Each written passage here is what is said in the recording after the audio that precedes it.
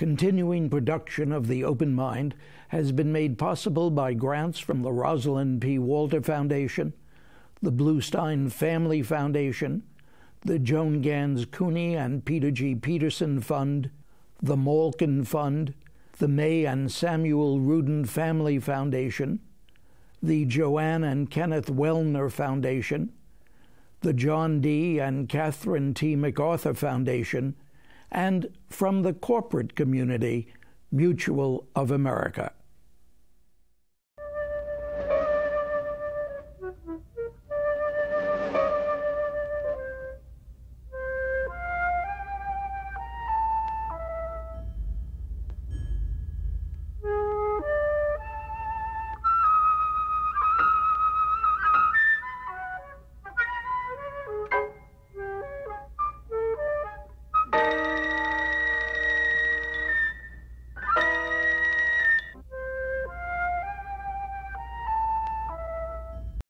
I'm Richard Heffner, your host on The Open Mind, and this is our third program with the author of an extraordinarily insightful and compelling new book on the press in America. Its grim title, Losing the News.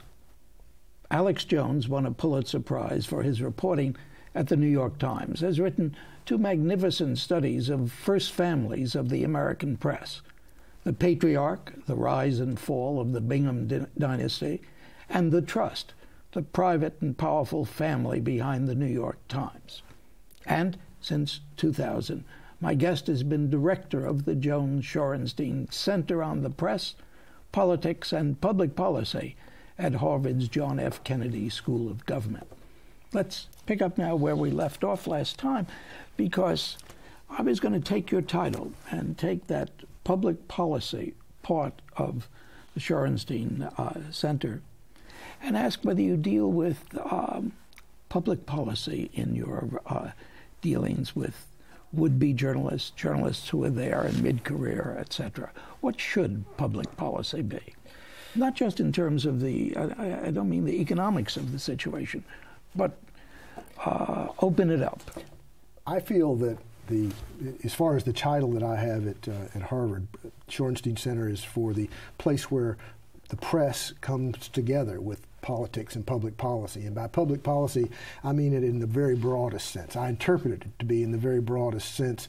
Policy about how we live, how we govern ourselves, what our priorities are, what our, from war and peace to the environment to any number of other things that can, get right down on the local level to whether there should be, a new sewer or a new, water treatment plant. I think that the point is that the public policy questions of this country are informed critically by the kind of serious reporting that is mostly done by the nation's newspapers. And with the nation's newspapers in genuine jeopardy now, that kind of reporting is in real jeopardy. You leave out the question of, and you have no reason not to leave it out because the school does what it does. I was thinking about the matter of public policy toward the press. Toward the press itself? Well, the thing is, I'm a believer that the press should steer as far away from control and affiliation with government as possible. I think that the First Amendment is very, very elegantly constructed. It, on the one hand, the first thing that it guarantees is freedom of religion and conscience. The third thing that the First Amendment guarantees is the right to assembly, which is politics. And the one it puts in the middle between conscience and politics is the press, the freedom of speech and of the press. I think that is the role, the proper role of the press, to be the facilitator between individual conscience, public conscience in a broad sense, and the fulfillment of that in terms of the way we govern ourselves, the right of assembly, the kind of politics that I think that over the course of our history has been very rough and tumble at some places, and the press has had a very kind of complicated role in the evolution of this. But I think that the critical part of the role that the press has served, at least in the 20th century, has been, for the most part, to provide this core of verifiable factual information that allowed us to have this expansive conversation, or perhaps I should say family argument, that we've been having all these years in the form of politics. If you don't have that core of reliable, verifiable fact, that kind of a conversation becomes just a screaming match in which no one can prove or disprove anything because there's no agreement about what approximate reality is. And I mean a practical reality, not some abstraction of reality. Well, I, of course, was thinking about public policy in the way it may impact upon a free press. I was thinking of the fairness doctrine, yes, for instance. We have none now. I'm not a fan of the fairness doctrine. I believe that I think that we have so many mechanisms for communication now that I would be more afraid of some entity trying to decide what should be or what should not be than I would be of people whose opinions I hate, but who are free along with my own opinions to be expressed as I choose. Now that, again, public policy would include also not being able to falsely yell fire in a crowded theater. I think that the courts have been wrestling with what is, responsible and what is allowable speech for a long time. But the fairness doctrine was set up to make it impossible for, say, a Rush Limbaugh to be able to be what Rush Limbaugh is without having someone grafted on his fanny to say, I don't agree with Rush Limbaugh and this is what I think. I think that Rush Limbaugh and everyone should be in this environment allowed to speak, and that we would lose more than we gained if we tried to interfere with that. I believe that the best we can hope for is that people will be able to make wise, informed decisions eventually and come to their senses. And if I, find that I disagree with it, I want to have the power to say so. I don't want someone telling me that I can't. But of course, the fairness doctrine was designed so that we, the people, could have a better block of information to enable us to make free and fair decisions. That was the intent of it, and at the time... Did it work out otherwise? Well, I think it did, because I think what happened was that in many cases, this was for the broadcasters, this was not for newspapers, because this came under the fact that broadcasters had to get licenses because the airwaves were considered to be a public good. The broadcasters were forced to embrace a fairness doctrine that, for the most part, they dealt with by avoiding issues of contentious nature because they didn't want to run afoul of someone accusing them of not being consistent or satisfying the fairness doctrine. I think that the problem we have with local television, for the most part, is that they basically abandoned anything to do with politics and policy. If you look at the local news on any place in America now, you get, wrecks, fires, sports, and the weather. But I mean, you really don't get anybody covering politics at all. In part, that was a legacy of the fairness doctrine, I believe, and in part it was a legacy of the greed of the people who bought those stations from the original owners and paid a huge amount for them and did not want to make anybody mad, and they avoided politics and policy questions because, one, people found them boring in some cases, and two, that made people mad. So, the sports doesn't make you mad if the sportscaster is cheering for the same team you are. It's interesting. It's certainly true that there were those who said that the fairness doctrine had a chilling effect. I've always said to my students, I never saw anyone who was chilled by the fairness doctrine, but that may be just because I never noticed. But Fred Friendly, the late, great Fred W. Friendly. And I knew him and admired him very greatly. Who certainly opposed the fairness doctrine early on. But by the time Fred came here on The Open Mind, very late in his life, and I don't know why I had made sure that it was much earlier, Fred had his questions and was not so determinedly against the fairness doctrine. Other journalists, older, sort of out of the fray, have been saying the same things. Dan Rather said the same thing here. And I wonder whether it was really the monstrosity and it was really the bane of news person's existence, whether it really chilled. Well, I guess that my belief is that we have sort of moved past a time when the fairness doctrine made sense. The web cannot be, imposed upon as a vehicle for the fairness doctrine. I think that would be inconceivable.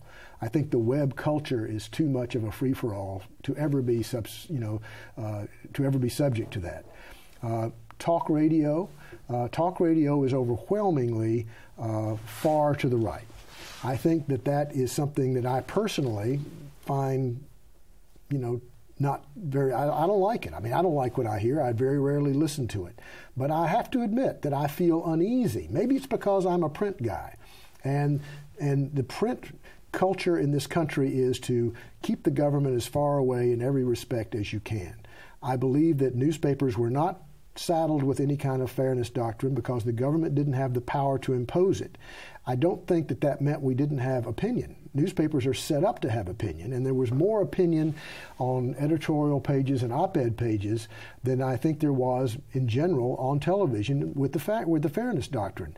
I think that the problem in many cases with the owners, the corporate owners of these big enterprises, is that they see themselves getting into a swamp of being accused of being in violation of a fairness doctrine, and they solve the problem by simply going away from opinion. Interestingly, Adolph Ochs, who was the original inventor of the modern New York Times in 1896, he didn't want to have an editorial page. He did not want to get near opinion at all. And he had to be persuaded. But he dealt with it in a kind of a subtle kind of way. For instance, he was against women's suffrage. The New York Times editorialized against women's suffrage. But in those days, the New York Times ran on Sundays pages of letters to the editor. And many of those letters embraced and endorsed women's suffrage, so much so that when it passed, the women's suffrage movement saluted Adolph Ochs for giving them all that space on the letters to the editor page. I think that is sort of where I am. I believe that it's better to let people have their say and to not let government get involved, because I don't trust government to be wise in their management of something like this. I look at how politics can wax and wane. I feel uncomfortable. And government's requirement for testimony by journalists, how do you relate to that? If I could wave a magic wand and create an appropriate shield for journalists to protect anonymous sources legally, I would. I also believe that journalists, it's an interesting thing about journalists being viewed as the scoundrels many people consider us to be. I really believe that most of the journalists that I know, if they promised a source confidentiality, they would be willing to pay the price to keep that promise, even if it meant being in defiance of the courts. It's an interesting ethical question. I believe that people have an ethical responsibility to keep their word in a situation like that, even if it comes at the cost of a jail term. That said, I once had Bob Woodward and Carl Bernstein at Harvard on the anniversary of their Watergate coverage, and I asked them a question not unlike this, in that I said, what if an anonymous source you had promised anonymity to, it turned out was going to be, if they were not identified, responsible for sending an innocent man to jail or even to be executed? What would you do? Would you betray that honesty? Would you betray that promise? They were very uncomfortable with that question, and I think that they basically never gave me a straight answer. My point is that I don't think you can come up with any journalism ethical standard that you can't find some reason or some situation imagined that would make it something that you would have to go in the opposite direction. It is situational ethics, but that doesn't mean it's not based on a very strong ethical core, which I believe it is. Which brings me back to the question, what is your own position on a shield law? I'm for it. A strong one. A strong shield law, but not a shield law that is without an understanding that people have the right to a fair trial. I think that the thing that I would be for is the compromise that existed, until relatively recently, which to a certain extent, I guess, maybe still does, which is that journalists should not be compelled to testify unless there is some absolutely urgent reason why their testimony is critical to having justice done. And then I think that is a different situation. I think what increasingly you may have without a Shields law is that journalists are going to be put in the position of being policemen. That, I think, would be a very bad thing. If a journalist goes out and covers something that is revealing to the public and is not against the law, but is something that would be involved and inform a situation that would be illegal, are they going to be the primary vehicles for bringing someone to trial? It seems to me they should be the last person to do that. But how do you manage that? Well, I think that you have a court that has the flexibility to make that kind of a judgment and that says, you have to demonstrate, Mr. District Attorney, that you can't get this information any other way and that this is critical to the case and the cause of justice. If you do that, then I'm willing to compel the testimony. But short of that, I think the journalist should be able to protect the identity of their source. And do you see any need for any legislation at all in this area? Yeah, I mean, I would love to have, some legislation has been introduced that would allow like a newspaper in bankruptcy to emerge from bankruptcy as a nonprofit organization and be run as a nonprofit. That may be the solution for some newspapers to stay in business. I don't know. That's something that I would certainly support. But I don't think that the solution, ultimate solution for preserving the news is going to be one in which the government is going to take the major role. I think it's going to be a commercial one. I think our tradition, our culture has been one that has a media that is based on commerce. I think that probably is our way. That's the American style. That's not the style in Europe, but it's our style. And I think that we are probably going to try to be more, I think we're going to be more likely to find an answer that's a commercial one than not. That said, I think that nonprofits and other institutions that recognize the importance of this kind of reporting and this kind of journalism, I think that their support now in this critical hour is extremely important, and I welcome it. But as you and I know, foundations change their priorities. Foundations aren't set up to be permanently funding anything. They change what they want to do. That's why I think an endowment, for instance, from a couple of friendly billionaires would be wonderful. But depending on foundation support can be, capricious. I think that an economic solution that's sustainable, and we haven't got that yet, that would be much preferable. What do you think we're going to have?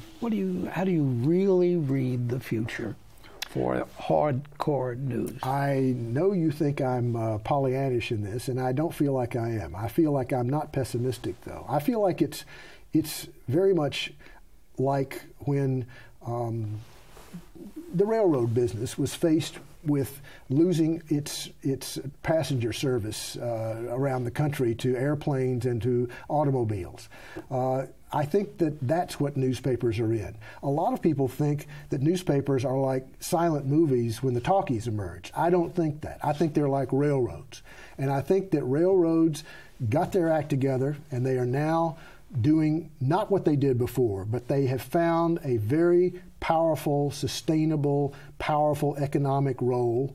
They carry 2/3 of the country's freight, and I think that newspapers and news organizations of that ilk that are serious are going to have to find their way to carry the freight. When we go to Congress and we talk about an appropriation of lots and lots of money for the railroads, do you feel that the parallel with the press is legitimate? I would say that would be not my solution, as I say. I'm for a commercial solution. I'm not for one that depends on the largesse of government and the goodwill of Congress. But certainly in passenger trains. But passenger trains have gone away. The newspaper business, like the railroad business, as far as I'm concerned, has not succeeded because of government. Now, passenger service, such as it is, as far as that's government, but that's not the railroad business. The railroad business, which is a very profitable business, is a freight business. It's not the passenger business. They lost the passenger business. We have lost the sort of the control of a monopoly situation as far as news is concerned. Those days are gone. We live in a digital world, and they're going to have to adapt to a digital world, adapt to it, and profit and prosper by it, I would hope. But it's not going to be the same as it was. Any newspaper that thinks we're going back to the good old days is delusional. That said, it doesn't mean that they're headed for, silent movie status. I don't think they are. Now, let's go back for a moment to this question of not government and the press, but let's take wartime involvements by the press. Yes, government, certainly a government in power at the time. Civil War, World War II, very different from, and add Vietnam to the others, very different from what's happened in Iraq. Well, I think Americans live in a bit of a fantasy about the First Amendment. I think they think that the First Amendment guarantees that we take for granted have always been there since the First Amendment was created with the Bill of Rights. That's just not the case. The First Amendment as we know it today, with the protections that we know it today, that dates from the 1930s, really. I think that the point is that especially in times of stress like war, it is very tenuous to think that the First Amendment is not something that can be seriously eroded as it was for many, many, many years in this country. World War I, if you expressed opposition to World War I after it was declared, you could go to jail. In fact, a lot of people did. Right. And I think that the point is that the First Amendment and those powers of protection of the right to speak, those are as powerful and interpreted as literally and as broadly as the Supreme Court says they are.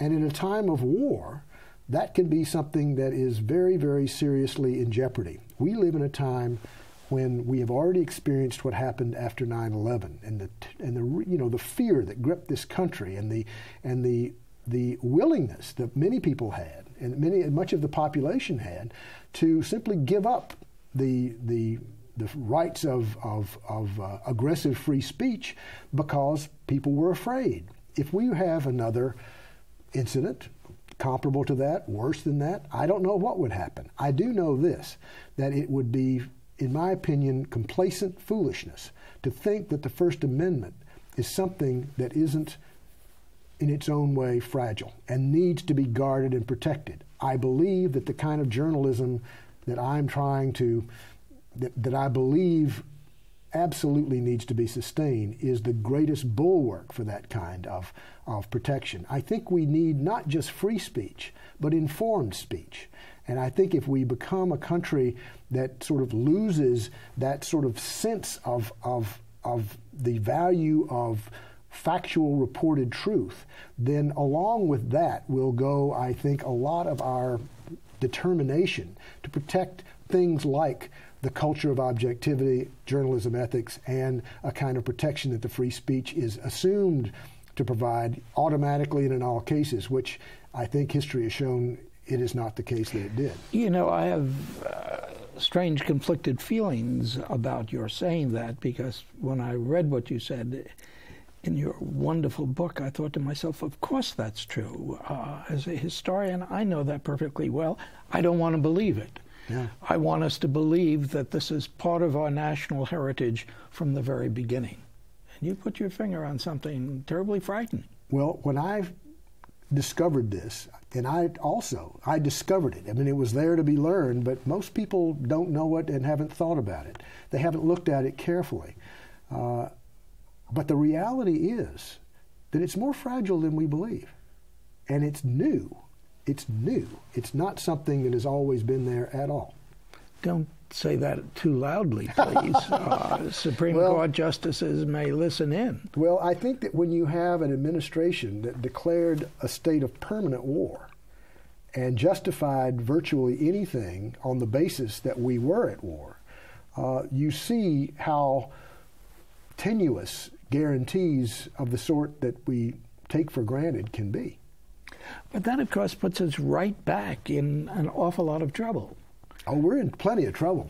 There's no question about it. That's what this book is about. It's about saying we're in trouble, we need to look at it, we need to think hard about it, we need to do something about it.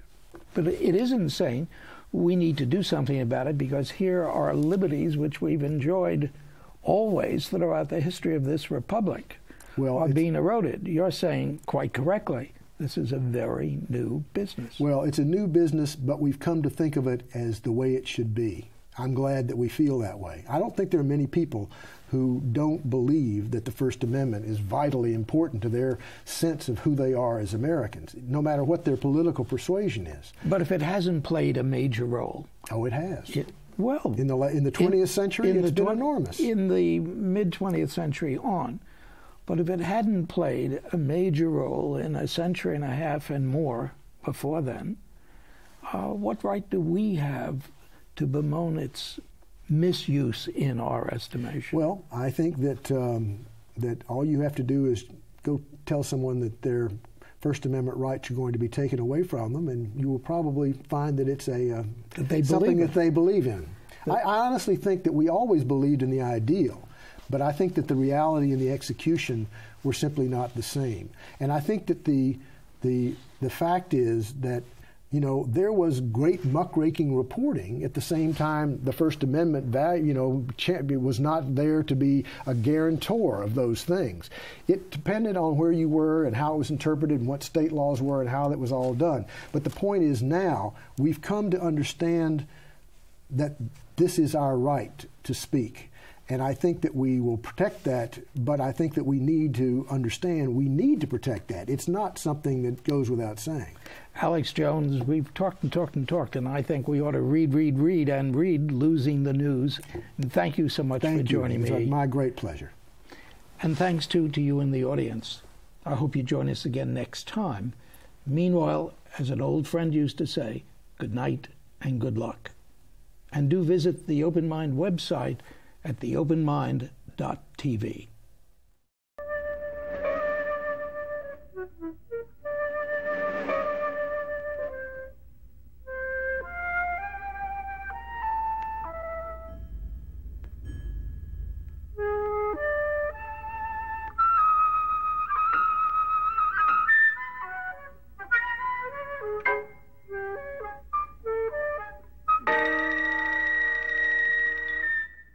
Continuing production of The Open Mind has been made possible by grants from the Rosalind P. Walter Foundation, the Bluestein Family Foundation, the Joan Gans CUNY and Peter G. Peterson Fund, the Malkin Fund, the May and Samuel Rudin Family Foundation, the Joanne and Kenneth Wellner Foundation, the John D. and Catherine T. MacArthur Foundation, and from the corporate community, Mutual of America.